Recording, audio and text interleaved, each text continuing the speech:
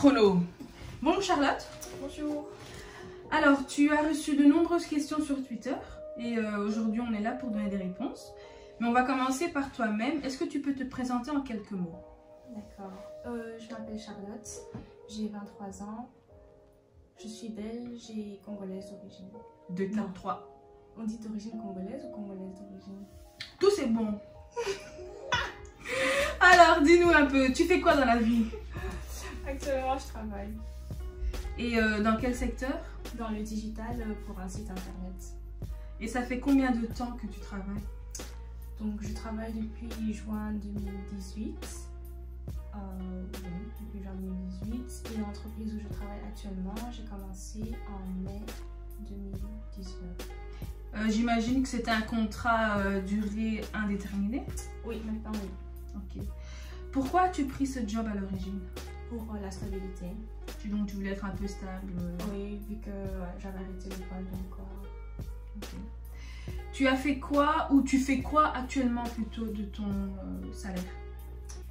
Donc actuellement, maintenant, j'ai pas, mais tout au début, quand j'ai commencé à travailler en 2018, je vivais de mon argent.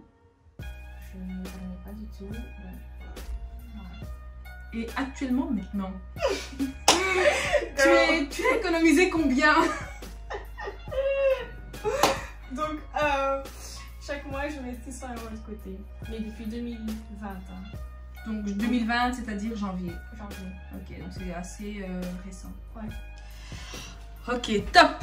Donc rentre dans le vif du sujet. Donc tu as récolté toutes les questions qui revenaient.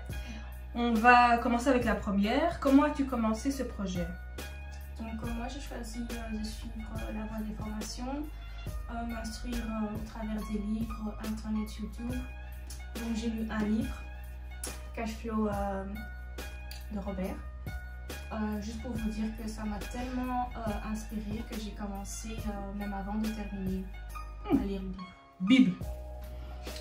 Faut-il faire des études selon toi? Selon moi, non. Mais j'ai eu quand même assez de gens qui m'ont demandé si je n'ai pas dû faire des études dans l'immobilier. Non, pas du tout. Ok, donc si je comprends bien, tu as lu des livres, suivi des formations et YouTube. Et YouTube. Ok. Donc le premier pas que tu as dû faire, c'est aller à la banque. Ouais. Comment as-tu géré ça? Donc je suis littéralement rentrée dans une banque sans rendez-vous et j'ai dit que je voulais acheter une maison. Ok. Tu as dit que c'est pour un investissement ou pas? Certainement pas, non. Et pas pour quelle raison? Parce que dans les formations que j'ai suivies, c'est aussi quelque chose qu'on m'avait conseillé, mais aussi parce que voilà, quand tu rentres dans une banque en disant que tu vas acheter n'importe quoi, un bien tout court pour un investissement, ils vont pas se gêner de te regarder en mode est-ce que cette personne va savoir le faire, oui ou non, et il y en a même qui se basent sur ça pour oui ou non te donner le crédit, quoi. Donc j'ai préféré faire croire que voilà, j'ai envie d'acheter ma résidence principale juste pour avoir le crédit. Ok, très bien. Du coup, tu as dû commencer avec les démarches. As-tu emprunté de l'argent et combien? Oui, donc moi j'ai tout emprunté. Et quand je dis tout, bien sûr le prix de la maison, les rénovations et les frais de notaire. Tu as mis un apport? Est-ce que toi-même tu as donné une certaine somme? Non, la seule chose que moi j'ai payée de ma poche, c'est les frais de dossier qui coûtaient 500 €. Donc la maison, j'ai reçu bien sûr les crédits de la banque, les rénovations aussi, et les frais de notaire, je les ai reçus, je les ai empruntés chez la famille. Et si on regarde la totalité, combien as-tu emprunté exactement? En total, j'ai emprunté 96 000 €. Ok, top. Parlons un peu maison Ndaku. Comment tu as acheté la Ndaku? Donc j'ai acheté la maison, attends, je vais vous expliquer. Donc en fait, j'ai visité la maison en août, j'ai fait ma proposition d'offre Et celle-ci a été acceptée par le vendeur. Donc j'ai ensuite reçu un mail de l'agent immobilier qui m'a dit que voilà, votre offre a été acceptée. Et avec ce mail, j'ai dû repartir à la banque pour faire ma demande de prêt hypothécaire. 2 semaines après, j'ai reçu un mail de la banque qui m'a dit que voilà, ta demande a été acceptée et que je pouvais aller signer les papiers. Donc à ce moment-là, la maison était déjà à moi et le compromis a suivi. Je sais plus combien de temps après, et j'ai eu les clés en octobre. Félicitations. Merci. La maison, elle a coûté combien? Donc la maison a coûté 72 000 €. Les frais de rénovation t'ont coûté combien? Les frais de rénovation, ils m'ont coûté 18 000 €. Et les frais de notaire? Ça m'a coûté 16 000 €. Ok.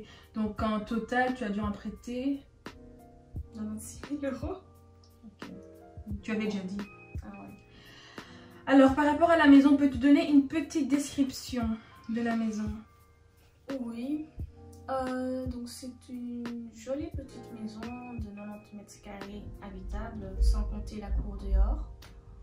Donc il y a un salon, salle à manger, cuisine, salle de bain, 2 chambres assez grandes, une de 12 mètres carrés et une autre au grenier. Donc premier étage, il y a une chambre, grenier c'est une chambre qui fait au moins 25 mètres carrés, pas moins, mais peut-être plus. Mais c'est 25 mètres carrés d'office.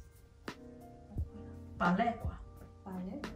Et tu as acheté où en Belgique? J'ai acheté en Wallonie, je vais dire où? Le choix, enfin tu choisis. Charleroi-Ville. Ouais. Alors, la question qui est aussi revenue assez souvent, c'est: ne doit-on pas habiter 5 ans dans la maison avant de la mettre en location? Non. Moi, je n'ai pas dû y habiter pendant 5 ans parce que je n'ai pas profité de l'abattement fiscal.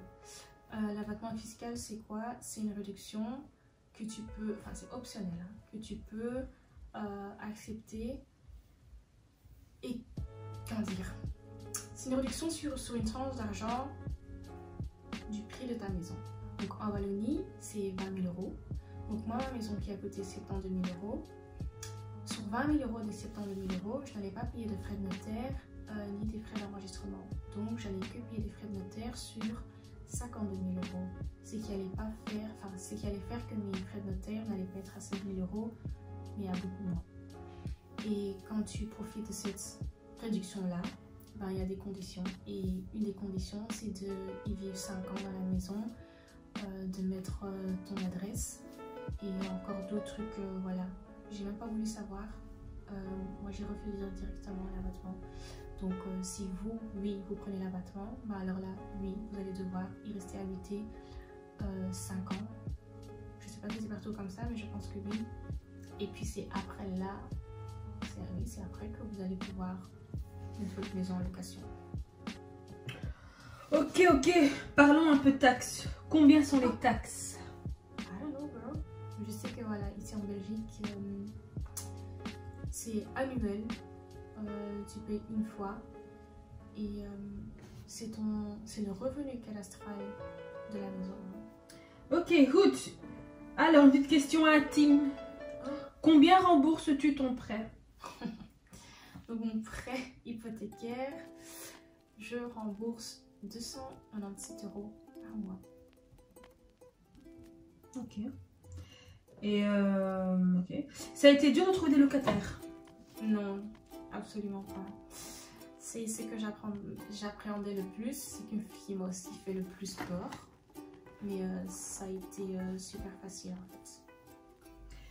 Bon, quand on t'écoute, on a l'impression que tout a été facile un peu. Quels sont les problèmes que tu as connus? Les artisans, les entrepreneurs, ceux qui sont venus travailler chez moi, ça a été pour moi c'était la galère parce que voilà, c'était comme pour ceux qui ont pu lire ma petite histoire sur Twitter, c'était voilà, une fausse entreprise Mais voilà, c'était beaucoup plus de disputes qu'autre chose avec eux en fait. Malgré qu'ils faisaient beaucoup de fautes, comme je les avais beaucoup rentré dedans au début, je devais me taire parce que sinon mes travaux n'allaient pas se finir. Et ça, c'était vraiment hyper dur pour moi. Mais voilà, du coup, oui, il y a des gens qui pensent, enfin, il y a des gens qui ont dit que j'ai été escroquée et tout. Enfin, non, j'ai payé ce qu'ils ont fait parce qu'à la base, voilà, vu que c'était pas une vraie entreprise, c'était des bricoleurs. Ils connaissaient, mais pas beaucoup. Mais voilà, ils ont fait quand même quelque chose et c'est pas comme si je les ai payés des milliers en plus. Non. Donc voilà, j'ai encore eu de la chance vraiment. Il y a des gens qui perdent des milliers, mais vraiment des milliers. Moi, je peux même pas me plaindre. Est-ce que cette première expérience t'a un peu dégoûtée? Est-ce que tu penses t'en arrêter là ou as-tu d'autres projets? Je pense que j'ai été dégoûtée une seconde, mais pas plus. Et puis c'était avec les artisans. Mais sinon là, je suis encore plus motivée que never. As-tu des conseils pour les personnes qui aimeraient se lancer? Lancez-vous. Je sais pas ce que vous attendez. C'est tout. Lancez-vous. Ouais. Sautez! Sautez! Sautez déjà! Sautez déjà! Alors, dernière question, quelle leçon tires-tu de cette première expérience? Que, honnêtement, quelle leçon? Que c'est vraiment bien de sortir de sa zone de confort parce que tout ce que j'ai fait, c'est pas que c'était hors de ma zone de confort, mais c'était encore beaucoup plus loin que hors. J'ai dû travailler avec des gens qui faisaient 3 fois mon âge. J'ai dû j'ai dû m'apprendre à être crédible devant des gens qui font 3 fois mon âge et c'était pas tout le temps facile parce que voilà, on me voyait arriver. Quand j'avais des rendez-vous, c'était en mode peut-être que il y avait même des gens qui pensaient parfois que j'étais une passante ou bien que j'étais la voisine d'à côté qui rentrait dans la maison alors que non, enfin, j'étais la propriétaire et c'est vraiment quelque chose.